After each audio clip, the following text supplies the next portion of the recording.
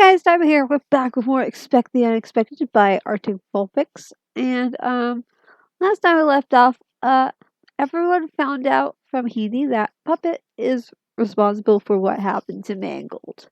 And right at the end of the chapter, Mangle was starting to wake up. So I believe in this chapter we're gonna hopefully learn more about learn things more from Mangle's point of view, maybe, or she'll find out that Puppet is responsible.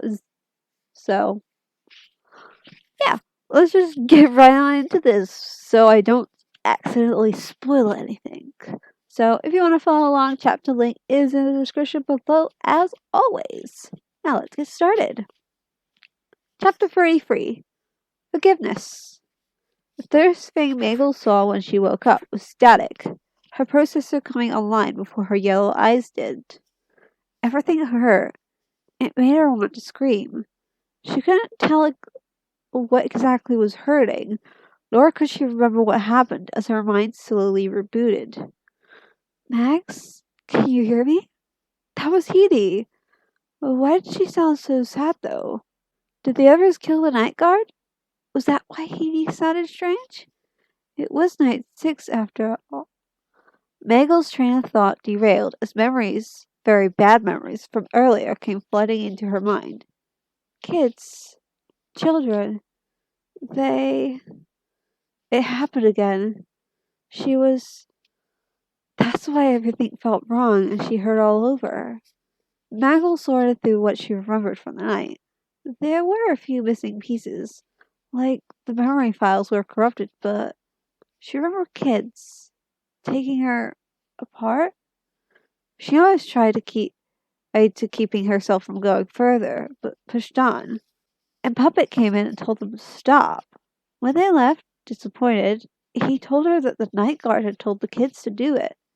The night guard. Mangle wanted to growl or hiss or something, but she was too tired. She remembered being angry, and then an employee, found her. She snapped at him, and he ran. Then Heidi came. That's right. Heidi came and tried to calm her down along with the others, but no, she didn't. She couldn't have. Did she?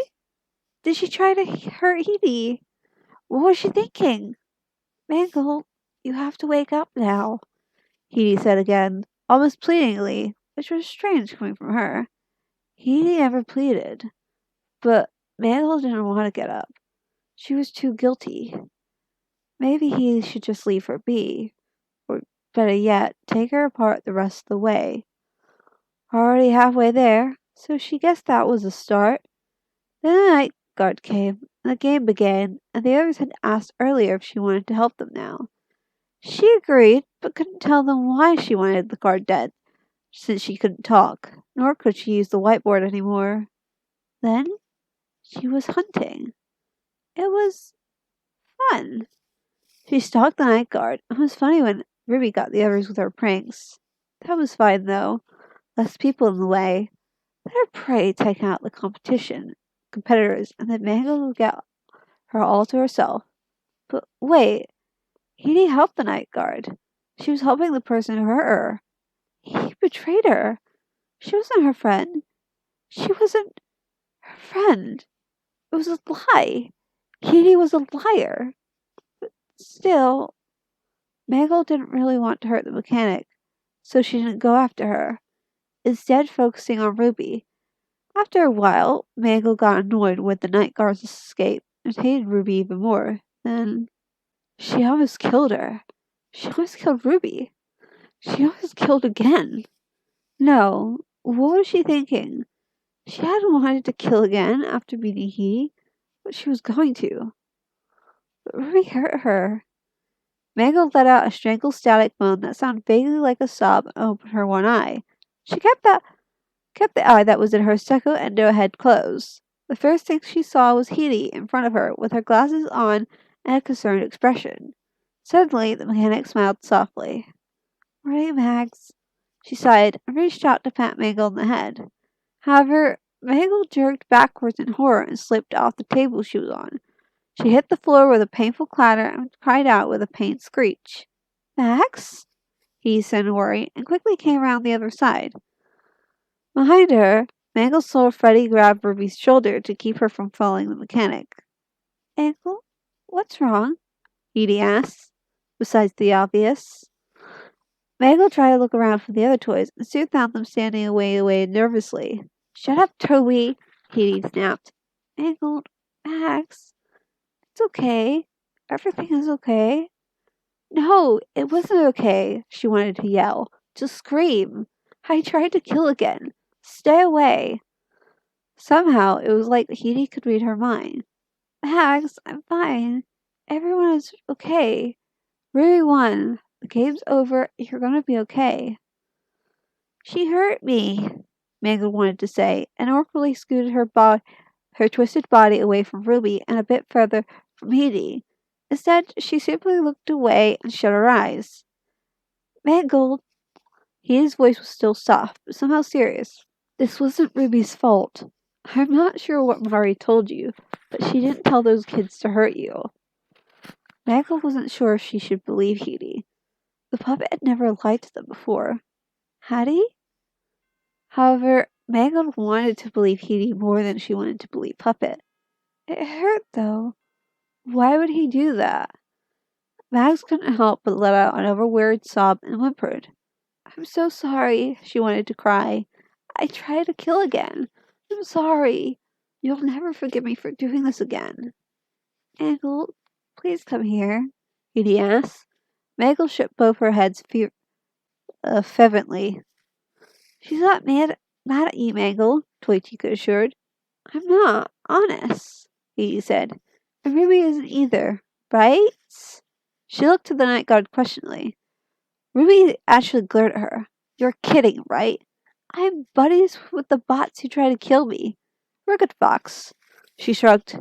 She found that bluntness was usually the best way to avoid misunderstandings. He shot Ruby a look that clearly said that she disagreed, but focused on her friend. Mangle looked down and backed away until she was against the wall. See, Mangle? I'm serious, he said. Everything is gonna be okay. No matter what happens, I'm always gonna be here to fix all of you up, and you're never gonna stop being my friends. So quit sulking and come here, he said gently, though her words were still a little sharp. Mangle didn't look at her. Instead, she reached up with a few limbs and pulled herself up until she was hanging from the ceiling again. I'm a monster. You need to stay away from me, she wanted to say. This time she looked at the others pleadingly, trying to get her words across. However, Edie rolled up to her until they were face to face. Max, look at me. Max just flinched and contemplated making a break for the door. Maybe she could hide in parts of services. It was appropriate after all. She jerked slightly as Edie reached up and held her ear. I saw that. Don't run away, Max. The only one blaming you is yourself. Nobody hates you, and nobody got seriously hurt. Mangle let out a rattled noise from the back of her throat. After a moment, she carefully nudged Edie's shoulder with her nose. It was embarrassing, but really, the only way she could communicate at the moment was through noises and body language. I'm fine. Perfectly fine, Edie answered. Mangle nodded weakly, clearly not convinced. She then looked over at Ruby. Foxy glared at her. If she tried anything, Mangle hesitantly approached, crawling over Edie across the ceiling towards Ruby. The originals looked nervous as Mangle lowered herself until she was eye to eye with Ruby. Mangle glanced between her, the originals, and Edie before cautiously nudging Ruby the same way, in her uninjured shoulder. She was asking if the night guard was okay. Without the haze of anger clouding her thoughts, she truly regretted what had happened. Ruby looked surprised for a moment, but then she brightened. Aw, you're adorable, you know that? She laughed, taking the weirdest reaction as usual. I'm good. Nothing I haven't dealt with before. She bounced in place a bit. Nothing's a rest can't fix. She's pretty good at reading body language, as she gathered most of what Mangle was trying to convey. Besides, this was a completely natural reaction. Not like you had good experience with night guards before. so it wouldn't take much to believe something like that. Ruby seemed to have moved on from the whole thing already. Mangle still looked ashamed but nodded. She turned back to Heidi, who had followed. Feeling better? Oof. Heidi jerked in surprise as Mangle suddenly pressed the top of her head into Heidi's stomach and chest, in her own version of a hug. Her loose metal parts rattled a bit as she sobbed, but nodded. Okay. Heidi looked at a confused, but Heidi looked a little confused, but hugged Mangle back and patted her head. Aw, giggled Toy Chica with a little squeal. That's so cute. Mangle's second head shot up and glared at Toy Chica as Mangle bared her teeth and heartily snarled, not moving from her spot. He glared at everyone out of the top of Mangle's ears with a look that said, Never speak of this. Ruby suddenly jumped up on Foxy, determined to break the tense mood. Fox Cuddles! She yelled as he caught her in surprise. The original shook their heads in amusement. You never stood a chance, Goldie said, floating above the toys as Foxy freaked out about her jumping around while she was injured.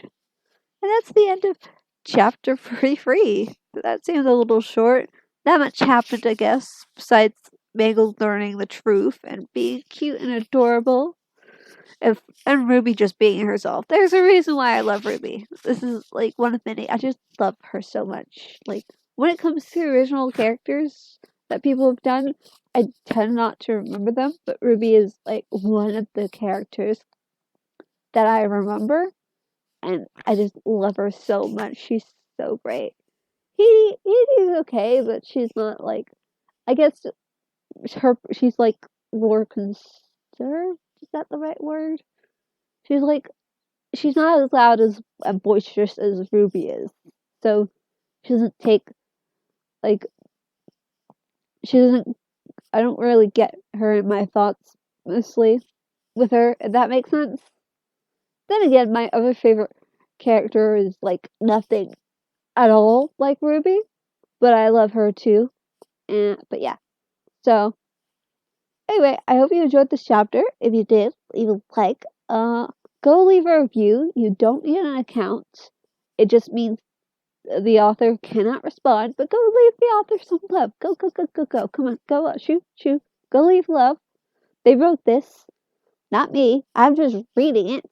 I have nothing to do with this. Go leave a review, and if you do, come back and tell me about it, because I want to know too. But if you don't leave a review, then I don't want to know. Okay, so you go do that. And be sure to subscribe. I upload new videos every Friday. I'll see you next Friday with a new video. Bye!